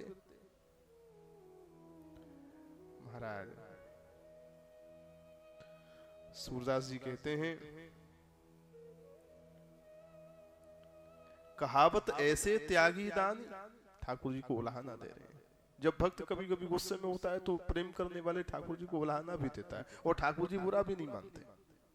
हमने पहले ही कहा, भगवान भी यही कहते हैं, भैया हम भक्तों के अलावा किसी को नहीं जानते। साधवो हृदयम मह्यम साधूनाम हृदयम तो हम मदन यत्ते न जानन्ति ना हम तेभ्यो मनागपि। श्री दुर्वासा जी के प्रति भगवान श्रीमन नारायण का वचन है, जब अम्बरीश जी की रक्षा के लिए सुदर्शन चक्र जब पीछे लगा, तो सुदर्शन चक्र से बचने के लिए जब भगवान श्रीमन नारायण की शरण में दुर्वासा जी पहुंचे और कहा, प्रभु आप रक्षा करो इस सुदर्शन चक्र से, उस समय भगवान ने कहा, भैया मैं कुछ नहीं कर सकता। पहले आपने चरित्र सुना होगा। बोले क्यों नहीं कर सकते। भगवान बोले, अहम भक्त पराधीन हूं, यस स्वतंत्र एवं द्विज, मैं भक्तों के पराधीन हूं, स्वतंत्र नहीं हूं। दुर्वासा जी ने कहा, हमने तो यही सुना है कि आप सर्वतंत्र स्वतंत्र हैं, आपकी सत्ता परम स्वतंत्र है। परम स्वतंत्र न सिर पर कोई, भाव ही मन ही करहु तुम सोई। आपके सिर पर कोई नहीं है, आप परम स्वतंत्र हैं, सर्वतंत्र स्वतंत्र हैं। आपके मन में जो आता है सो आप करते हैं, क्योंकि कोई सिर पर ही नहीं। भगवान बोले, यही तो तुम्हारी भ्रांति है दुर्वासा जी। लोग मेरे को परम सर्वतंत्र स्वतंत्र कहते हैं, हूं भी, गलत नहीं है ये बात, लेकिन वो सर्वतंत्र स्वतंत्र परमात्मा भी भगवान कहते हैं, अहम भक्त पराधीन, मैं अपने भक्त के पराधीन हूं। नाना भांति नचायो भक्तन ने मोहू, भक्त मेरे को नाना प्रकार से नचाते हैं। मेरी माया जीवों को नचाती है, वो भक्त मेरे को नचाते हैं। नाना भांति नचायो भक्तन ने। तो श्री ठाकुर जी कहते हैं कि देखो, साधवो हृदयम मह्यम साधूनाम हृदयम तो हम। दुर्वासा जी, साधु संत और मेरे भक्त जितने भी हैं वो मह्यम हृदयम, मेरे हृदय में रहते हैं। और साधूनाम हृदयम तो हम, साधु संतों का जो हृदय है उन साधु संतों के हृदय में मैं रहता हूं। मैं भक्तों के हृदय में रहता हूं, भक्त मेरे हृदय में रहते हैं। और एक बात सुन लो, मदन यत्ते न जानन्ति, साधु संत और मेरे भक्त मेरे अतिरिक्त किसी को जानते ही नहीं। जिधर देखा उधर पाई झलक घनश्याम प्यारे की, सब जगह मेरे को ही देखते हैं, मेरे अतिरिक्त किसी को जानते नहीं। तो जैसे मेरा भक्त मेरे अतिरिक्त दुनिया में किसी को नहीं जानता, ऐसे ही नाहम तेभ्यो मनागपि, मैं भी अपने उन भक्तों के अतिरिक्त किसी को नहीं जानता, मैं केवल भक्तों को ही जानता हूँ। ठाकुर जी मैं किसी को नहीं जानता, इतना प्रेम है। तो भगवान भक्त के अतिरिक्त किसी को नहीं जानते, भक्त भगवान के अतिरिक्त किसी को नहीं जानते। ये दोनों ही एक दूसरे को जानते हैं, इसलिए इन दोनों में लड़ाई होती है तो दोनों में ही होती है, और प्रेम भी होता है तो दोनों में ही होता है। बोलो जय श्री कृष्ण। भगवान अगर प्रेम करते हैं तो भक्तों से ही करते हैं, और भगवान को लड़ना भी होगा तो भक्त ही से लड़ेंगे। किससे लड़ेंगे, वो जानते ही नहीं किसी को। भक्त भी अगर प्रेम करता है तो भगवान से ही करता है, और लड़ना भी होगा तो भगवान से ही लड़ेगा, क्योंकि वो किसी और को जानते ही नहीं। तो सूरदास बाबा श्रीनाथ जी से इतना प्रेम करते हैं, पर आज थोड़ा दुखी हुए तो टीस में जो है ठाकुर जी को ही सुनाने लगे। कहावत ऐसे त्यागी दानी, कैसे त्यागी हो भाई। सुना तो है हमने, बहुत बड़े दानी हो तुम, जो शरण में आया उसको सब दे दिया। चारि पदार्थ दिए सुदामा, गुरु के सुत दिए आनी। सुदामा जी जब तुम्हारे दरवाजे पर आए तो उनको केवल तुमने बाहुओं में भर करके सिंहासन पर बैठा करके केवल समाज में संसार में उनका मान सम्मान ही नहीं बढ़ाया, मित्र वाला प्रेम ही नहीं दिया, अभी तो 4 ही पदार्थ दिए सुदामा, तुमने अपनी द्वारकापुरी की तरह उनकी सुदामापुरी बना दी। सूरदास बाबा के इतना बड़ा वैभव तुमने दे दिया। गुरु के सुत दिए आनी, उज्जैन में जाकर के आपने महाकाल की भूमि में अपने गुरुदेव श्री संदीपनी जी के आश्रम में रह करके वहां पर विद्याध्ययन किया।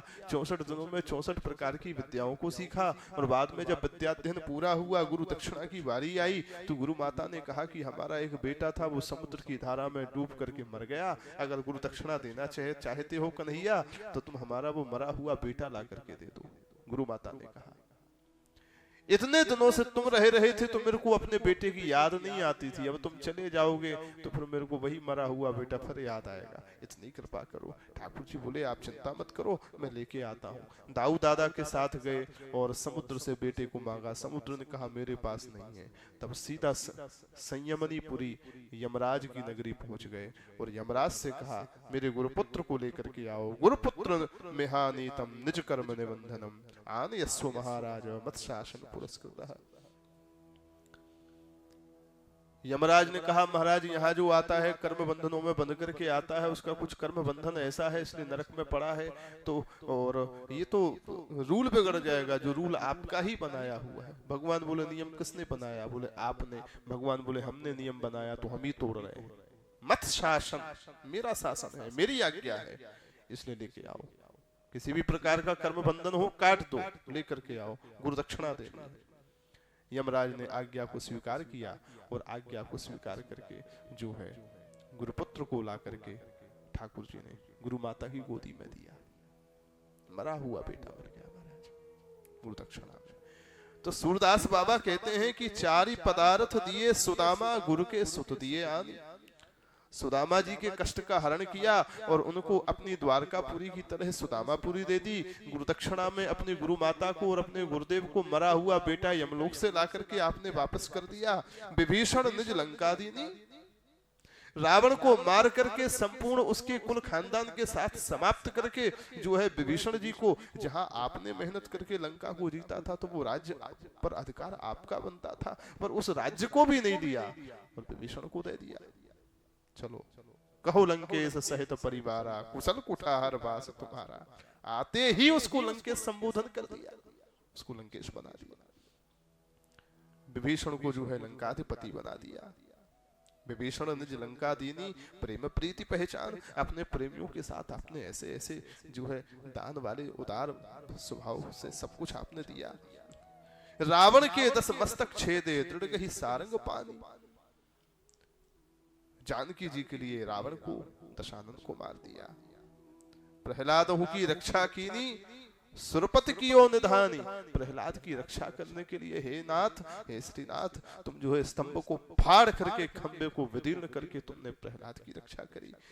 इतने भक्तों पर कृपा करी, प्रहलाद जी पर कृपा करी, जो है विभीषण पर कृपा करी, सुदामा जी पर कृपा करी, अपनी गुरु माता गुरुदेव पर कृपा करी, इन सब पर कृपा करी, पर सूरदास पर बहुत निठुरता, नैनन हूं की हानि। अंत में कहा, एकमात्र सूरदास से ही निष्ठुर बने बैठे हो, और तो सब पर बड़ी कृपा। सूरदास पर बहुत निठुरता, नैनन हूं की हानि। नेत्र नहीं दिए, आज नेत्र दिए होते तो काय को उसमें गिरते। कुआं में पड़े पड़े गा रहे हैं महाराज, बोलो जय श्री कृष्ण। कुआं में पड़े पड़े गा रहे हैं, ठाकुर जी मुस्कुरा रहे हैं। देखो भक्त लड़ेगो भी तो हमसे ही लड़ेगो भाई, कैसे सुना रहा होगा। मंदिर में आके तो बढ़िया बढ़िया पद सुना, तो ना ही न रहो मन में ठोर, नंद नंदन अछत कैसे आनी ये और चलत चितवत दिवस जागत सपन सोबत रात, हृदय ते वह मधुर मूर्ति क्षण न इतुत जात। और अब देखो कितनी बढ़िया बढ़िया मीठी मीठी उल्हाने सुना रहा होगा। सूरदास पर बहुत निठुरता, नैनन हूं की हानि। ठाकुर जी ने किशोरी जी से बात करी, क्या करे भाई, आज तो हमारो भगत बितक गयो। बोलो राधे राधे। जो बितके वो ज्यादा यहाँ वहां जाए, आए लेके आओ भैया। जैसे बैल बितक जाता है ना, तो बड़ा खतरनाक होता है उससे। भगत बितक गया है, ये एक बितकेगा ना जाने कितनों को बितकाएगा हमारा। ठाकुर जी जो है किशोरी जी को लेकर के आए, किशोरी जी को लेकर के आए और बाहर ऊपर से ही, कुएं के ऊपर से ही खड़े होकर के ठाकुर जी ने, प्रलंब बाहु है, आजान बाहु है, महाबाहु है, इनकी भुजाएं तो कहीं भी पहुंच सकती हैं, इतनी लंबी भुजा हो सकती है इनकी। राम राम महाबाहो कृष्ण तुष्ण निबर्हण। भक्तमाल में श्री अंगद जी का चरित्र आता है। पहले हमने कभी संकेत भी किया होगा कि जो है अंगद जी ने एक हीरा जो है श्री जगन्नाथ जी को समर्पित किया। जिस सरोवर से समर्पित कर रहे थे उस सरोवर से जगन्नाथ भगवान का मंदिर जो है 700 कोस की दूरी पर था। कितनी दूरी पर था? 700 कोस की दूरी पर। छीनने वाले सामने खड़े थे। अंगद जी ने कहा ये हीरा तो संकल्प करके जगन्नाथ भगवान को समर्पित कर चुका हूं, और अगर ये छीनने के लिए खड़े हैं तो कहा प्रभु ये आपका हीरा हो चुका है क्योंकि मैंने आपको दे दिया, तो ये संपत्ति आपकी है, तो अपनी संपत्ति की रक्षा करने का जो काम है वो आप करो, मैं क्यों करूं? भाई ये धन अभी हमारा है तो उसकी रक्षा का भार हमारे माथे पर रहेगा। हमने आपको दे दिया तो इसकी सुरक्षा का भार आपके ऊपर है। तो प्रभु ये हीरा पहले मेरा था, पर मेरे मन में भाव आया कि ठाकुर जी के कंठ में पहुंचे, ठाकुर जी कितने सुंदर लगेंगे, इसलिए अब ये छीनने वाले बीच में आ गए, तो ये हीरा आपको मैं दे चुका हूं, आप ही इसकी रक्षा करिए, मेरे से नहीं हो सकती। इसलिए प्रभु तिहारी वस्तु बदनते वचन उचार्यो, हे प्रभु ये हीरा आपका है, ये वस्तु आपकी है, आप इसको लीजिए। तो 5 दोय सत कोसते हरि हीरा लय उर्धर्यो, अफलास भक्त अंगद को पुरुषोत्तम पूरन करो। पुरुषोत्तम अर्थात श्री जगन्नाथ, जगन्नाथ भगवान ने कितनी दूरी से हाथ बढ़ाया? बोले 5 दोय सत कोसते, 5 और 2 कितना हो गया? 7। 5 दोय शत, शत माने 100, कोसते माने 700 कोस से, वहां से मंदिर 700 कोस दूर था, वहीं से हाथ बढ़ाया। कौन से जगन्नाथ ने हाथ बढ़ाया? जिनके दर्शन करते समय देखते हैं भुजाएं आधी है, जिनके विग्रह में ही भुजाएं आधी हैं। ऐसे आधी भुजा वाले जगन्नाथ ने महाभुजा का स्वरूप धारण किया, और ऐसी महाभुजा बढ़ाई महाराज कि 2100 किलोमीटर तक भुजा सरोवर के नीचे आ गई। अंगद जी ने हाथ ऐसे किया और ठाकुर जी ने हाथ नीचे लगाया। देखा कि बड़ा ही सुंदर नील कमल की आभा प्रभा शोभा का दर्शन कराने वाला सुंदर नीला नीला महाराज चंदन चर्चित भुजा है ठाकुर जी की, और उसमें जो है जब रखा है हीरा, ठाकुर जी ने तुरंत भुजा खींची पीछे को और अपने गले में धारण कर लिया तत्काल। तो कहने का मतलब यह था कि भगवान की भुजा तो कितनी भी लंबी जा सकती है। कुएं के ऊपर ही खड़े खड़े ठाकुर जी ने अपनी भुजा बढ़ाई, सूरदास जी का हाथ पकड़ के बाहर निकाल दिया। भगवान के स्पर्श से सूरदास जी पहचान गए। ऐसा स्पर्श तो आज तक हुआ नहीं, ऐसा लगे जे हमारे श्रीनाथ बाबा ही आ गए का पहचान। मन में अब और दुख होने लगा, इतने समीप ठाकुर जी के आने के बाद भी ठाकुर जी दूर दूर चल रहे हैं। भाई श्री बिलु मंगल जी वाला भाव है, हाथ छुड़ाए जात हो निबल जान के मोह, हृदय ते जब जाओगे सबल जान हुए। हाथ पकड़ करके बाहर निकाल करके हाथ छुड़ा के अब दूर दूर जा रहे हो। भगवान समझ गए इनके मन में दर्शन की इच्छा है। किशोरी जी साथ में थी। ठाकुर जी भी बड़े लीलाधारी हैं। ठाकुर जी ने जो है उनका मूल उद्देश्य सूरदास जी को दर्शन ही देना है, पर बात ऐसी दिखा रहे हैं जैसे दर्शन देना नहीं चाहते। सूरदास जी को पता नहीं कि केवल श्याम सुंदर ही नहीं आए हैं, आज श्याम सुंदर के साथ में श्याम सुंदर की प्रियाजू श्री किशोरी जी भी साथ में है। श्याम सुंदर के भी ऊपर है जो, पर कैसे पता चले कि सूरदास जी को किशोरी जी भी आई हैं? इसलिए ठाकुर जी ने कहा, अरे किशोरी जी या अंधे के पास में मत चली जाइयो, जी अंधो बड़ो खतरनाक है, पकड़ ले तो छोड़े ना है। बोलो जय श्री कृष्ण। सूरदास बाबा समझ गए, ओ ऐसो लगे खाली ठाकुर जी ना है, जी ठाकुरानी भी साथ में आई है, किशोरी जी भी साथ में है। किशोरी जी भी चाहती हैं सूरदास बाबा को दर्शन हो, इसलिए किशोरी जी ने भी संवाद को आगे बढ़ाते हुए कहा, अरे नाए नाए, ये बाबा तो ऐसे नाए, अगर हम बाबा के पास जाएंगी तो बाबा हमको पकड़ेंगे। क्यों बाबा आप हमको पकड़ लोगे अगर हम आपके पास में आएंगे? सूरदास बाबा समझ गए ठाकुर जी हमको संकेत कर रहे हैं, और संकेत के माध्यम से चाहते हैं कि हम किशोरी जी के चरण पकड़ लें। किशोर जी ने कहा क्यों बाबा, अगर हम आपके समीप आएंगे तो आप हमको पकड़ लेंगे। सूरदास बाबा बोले नाय नाय, हम क्यों पकड़ेंगे भाई, हम ऐसे नहीं है। ठीक है बाबा, ये हम आपके पास में आए, आप पकड़ना मत। वो जैसे ही किशोर जी पास में आई, सूरदास बाबा को आहट हुई कि पास में है, तुरंत किशोर जी के चरण पकड़ लिए। और जैसे ही ये चरण पकड़ने को हुए, किशोर जी भी सावधान थी, उन्होंने तुरंत चरण हटाए। और जैसे ही हटाए तो उनके पायल का एक नूपुर उनके हाथ में आ गया। किशोर जी ने कहा बाबा तुम तो बड़े गड़बड़ आदमी हो, पहले कह रहे कि पकड़ेंगे ना, फिर तुम पकड़ने लग गए, ये हमारा नूपुर वापस कर दो। सूरदास जी बोले हम वापस तो कर देते, लेकिन जो है हम कैसे वापस करें, हमको कैसे पता चले कि आपका ही है। आपको दे दिया, पर उसके बाद कोई दूसरा आ गया, उसने कहा कि हमारा नूपुर दो, तो हम जो है कैसे देंगे, पहले मिलान हो जाए कि हाँ ये इसी का है तब देंगे। तो बाबा मिलान कर बिकताई तो दृष्टि चाहिए, आंख चाहिए। और सूरदास बाबा के मन में आज आया कि कम से कम ठाकुर जी का दर्शन ही कर ले। आज मन में आया कि आज आंख नहीं है, आंख होती तो दर्शन करता। ठाकुर जी ने भी भक्त की हर इच्छा पूरी करते हैं।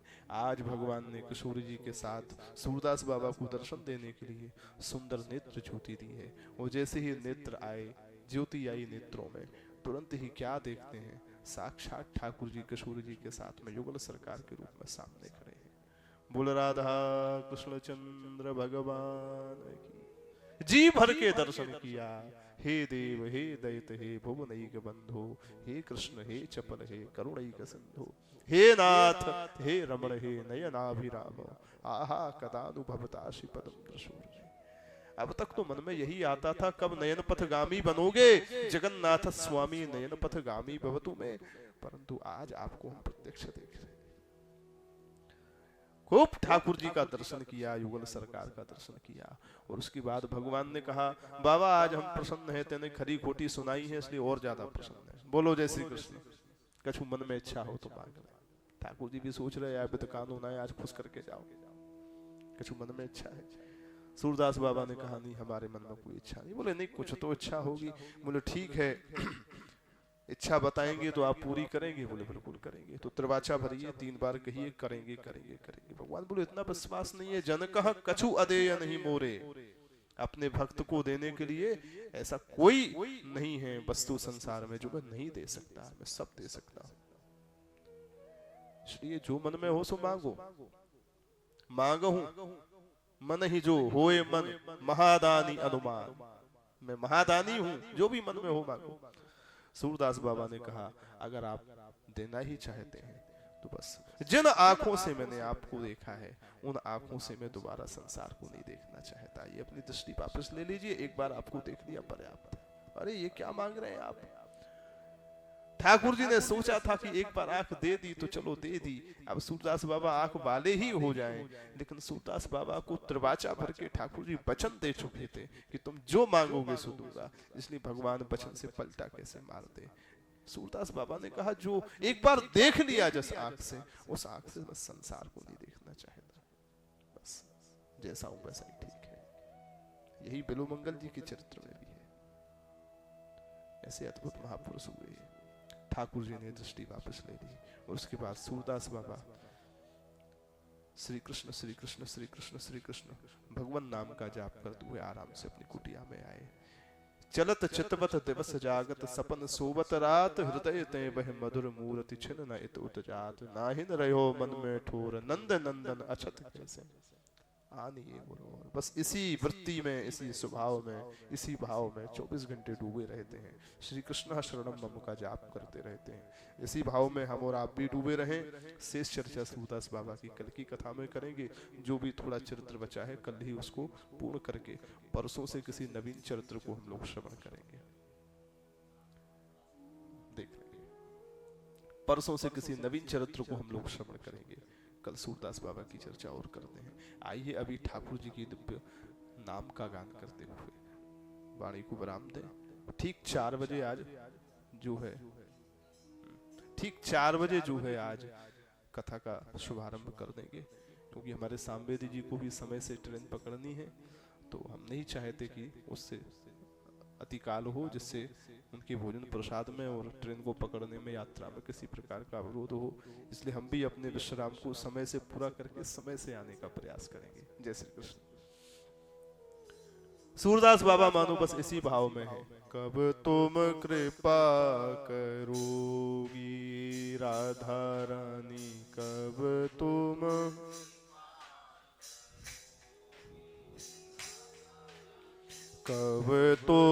कृपा करोगी श्यामा प्यारी, कब तुम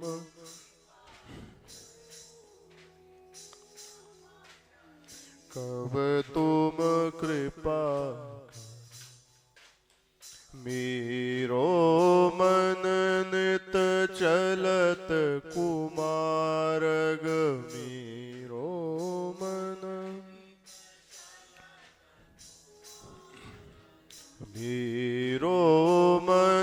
नित चलत कुमारग,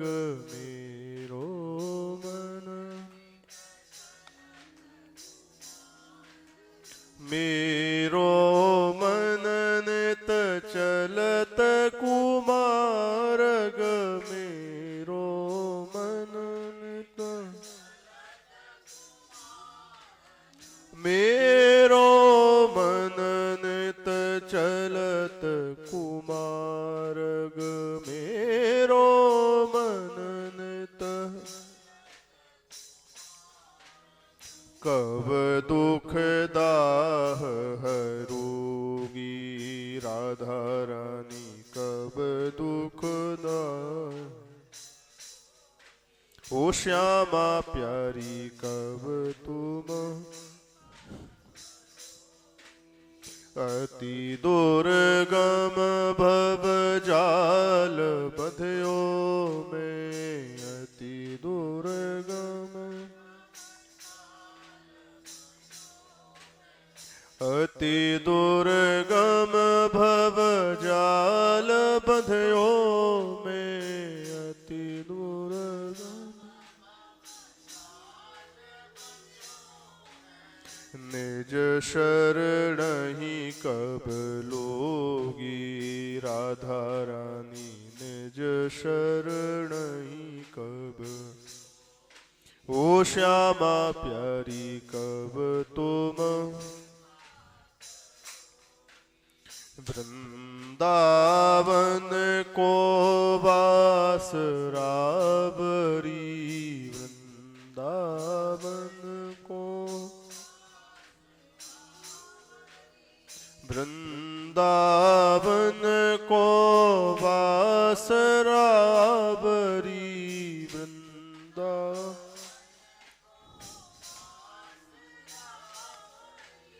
ब्रज मंडल को वास राबरी, ब्रज मंडल को। दर्शन कब तुम दोगी राधा रानी, दर्शन। ओ राधा रानी, कब तुम कृपा, कब तुम कृपा करोगी श्यामा प्यारी।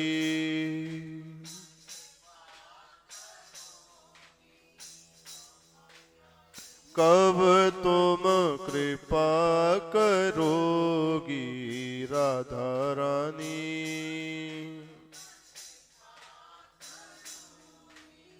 दोनों हाथ उठा के। कब तुम कृपा करोगी राधा रानी, कब तुम कृपा करो,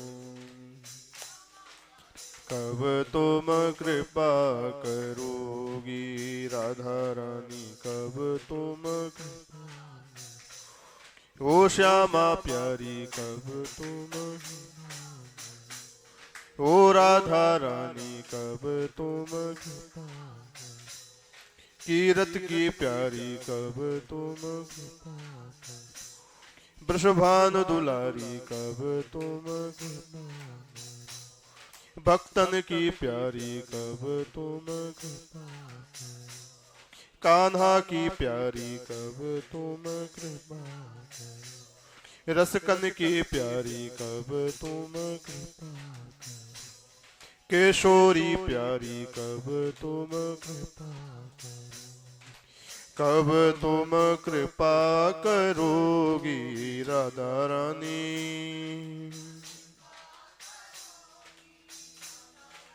कब तुम कृपा करोगी श्यामा प्यारी,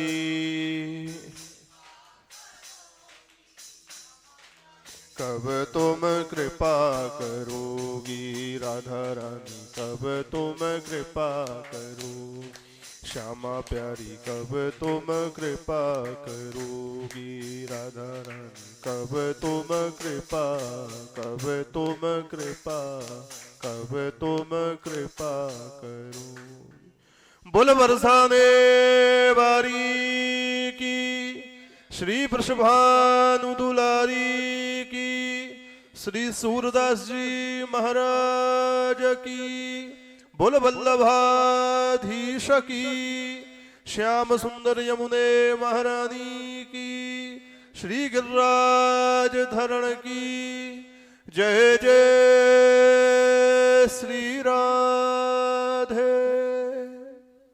हरि शरणम। सर्वे भवन्तु सुखिनः, सर्वे सन्तु निरामयाः, सर्वे भद्राणि पश्यन्तु मा कश्चित् दुःखभाग् भवेत्। श्री हरये नमः, श्री हरये नमः, श्री हरये नमः।